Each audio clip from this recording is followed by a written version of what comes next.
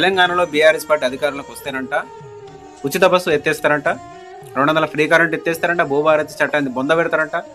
అరే ఏదన్నా తెలంగాణ బిడ్డలకి ఇంత హెల్ప్ చేస్తే ఇంకొంచెం నేను చేయాలనే వ్యక్తిని నేను చూసినా కానీ కేటీ రామారావు గారు మాత్రం కాంగ్రెస్ గవర్నమెంట్ ఇచ్చిన పథకాలు నేను ఎత్తేస్తా.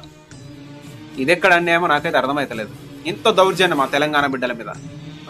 తెలంగాణ బిడ్డలు పెట్టిన రాజకీయ భిక్ష, తెలంగాణ బిడ్డలు ఇచ్చిన రాజకీయ సంపద మీరు తీసుకొని దోచుకొని ఈరోజు నాడు మళ్ళీ తెలంగాణ బిడ్డల మీదే కక్ష. కేటీఆర్ గారు ఉచిత బస్సు వల్ల మీకు వచ్చిన నష్టమేంది?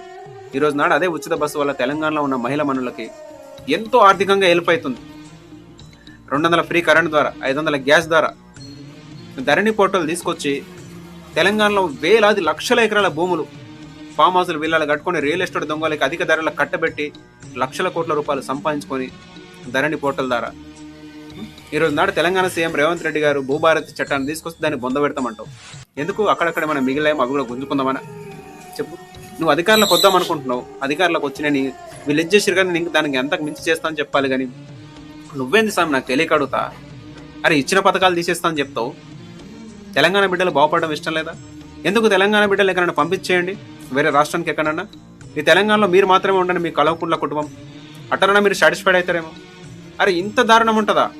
10 ఏళ్ళు అధికారం ఇచ్చిన తెలంగాణ బిడ్డల మీద మరి ఇంత కక్షణ ఎందుకు చెప్పండి?